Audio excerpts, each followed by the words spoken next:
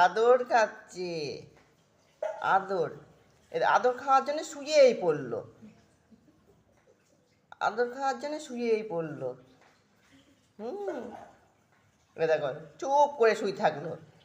কালকেও তাই এরকম করে হাত বুলাচ্ছিলাম আর চুপ করে শুয়ে পড়লো। হুম এই যে, এই যে।